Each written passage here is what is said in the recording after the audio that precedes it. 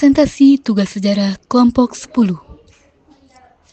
Anggota kelompok, Rayana Repi, Silvi Paujia, Nur Aisyah Rahayu Putri, Putri Saskia Mardinata. Latar belakang, Perang Diponegoro 1825 sampai 1830. Sebab umum dan khususnya terjadinya perang, yaitu sebab umum Perang Diponegoro, wilayah Mataram yang semakin sempit akibat Perjanjian Giyanti 1755 dan Perjanjian Salatiga 1757. Mataram terbagi menjadi Kesultanan Yogyakarta, Kesunanan Soekarta, Kadipaten Mangkunegaraan, Kadipaten Pakualaman dibentuk oleh Inggris 1813. Pengaruh Belanda makin besar dan ikut campur urusan keraton, konflik internal keraton. Sebab khusus Perang Diponegoro, insiden patok jalan di makam leluhur Diponegoro, Mei 1825. Belanda membangun jalan lewat Tegal Rejo, patok-patok jalan melintasi makam leluhur Pangeran Diponegoro. Diponegoro murka dan menggantikan patok dengan tombak perang. Ini menjadi pemicu langsung pecahnya perang. Pengangkatan Hamengkubuwono V yang masih kecil. Muncul Dewan Perwalian, terjadi polarisasi kekuasaan. Kubu 1, Ratu Ibu, Ratu Kencono, Patih Danureja IV. Kubu 2, Pangeran Diponegoro dan Pangeran Mangkubumi. Beban pajak yang berat, pajak yang membebani rakyat. Bejongket (pindah rumah), Kering Aji (pajak tanah), Pajiker (pajak ternak), Pencumpling pajak jumlah pintu rumah. Jalannya peristiwa 20 Juli 1825. Belanda mencoba menangkap Pangeran Diponegoro dan Mangkubumi di Tegalrejo, tetapi mereka berhasil melarikan diri.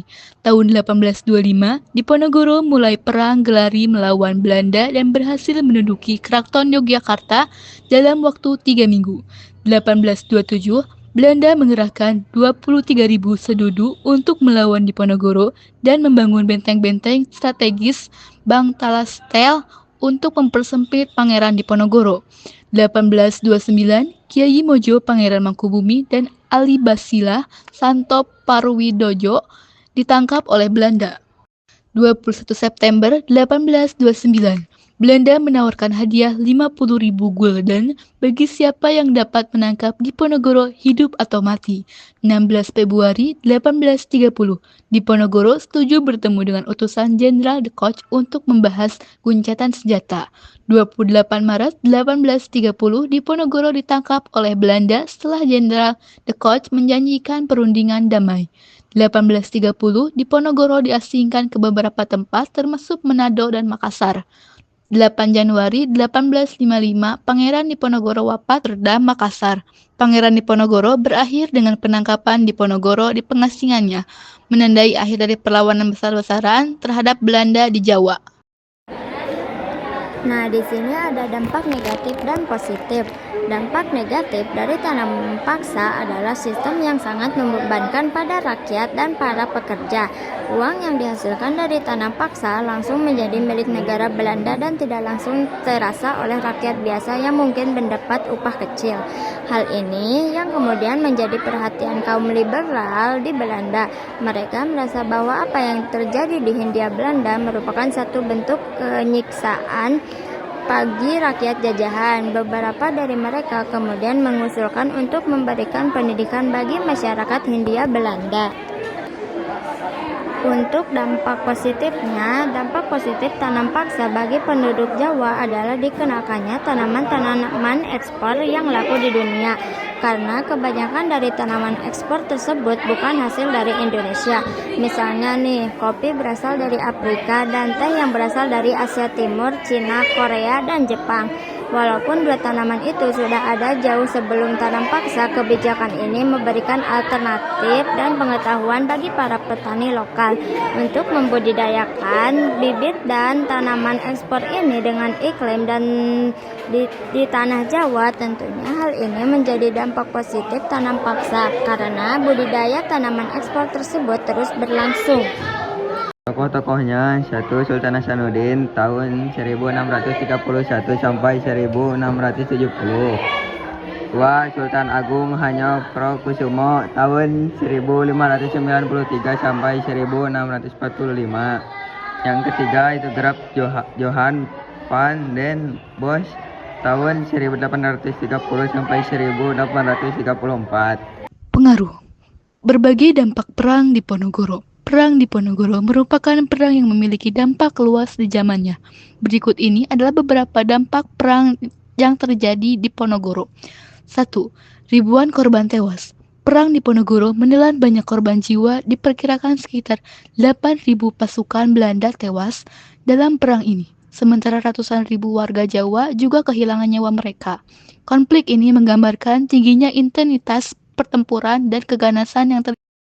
Belanda mengalami kerugian. Selain korban manusia, Belanda juga mengalami kerugian finansial yang signifikan selama perang Diponegoro.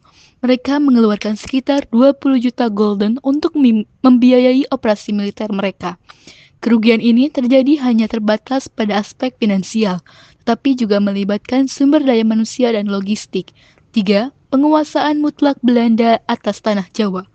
Salah satu dampak paling penting dari perang Diponegoro adalah penguasaan mutlak Belanda atas tanah Jawa. Setelah berhasil mengalahkan pasukan Diponegoro, Belanda mengonsolidasikan kekuasaan mereka di pulau ini. Ini menjadi langkah kunci dalam penjajah mereka di Indonesia. 4. Raja dan Bupati Jawa tunduk pada Belanda. Setelah perang berakhir, Belanda berperan dalam pemerintahan Raja dan Bupati di Jawa.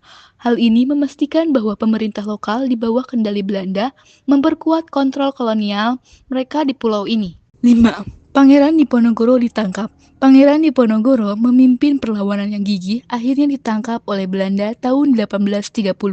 Ia kemudian diasingkan ke Manado, Sulawesi Utara sebelum akhirnya meninggal di Makassar pada 8 Januari 1855.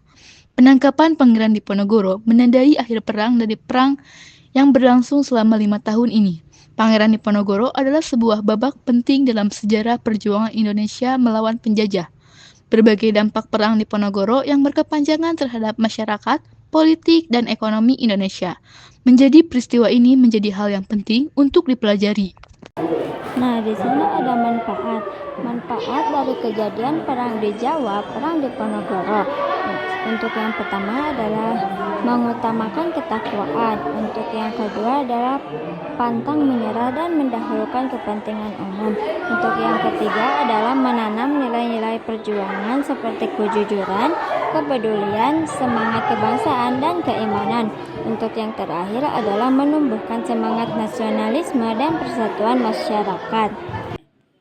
Perang Jawa merupakan perlawanan Pangeran Diponegoro terhadap penjajahan Belanda yang berlangsung selama 5 tahun. Pangeran Diponegoro berhasil mempersatukan berbagai kekuatan dari berbagai wilayah di Jawa dalam melawan penjajahan Belanda.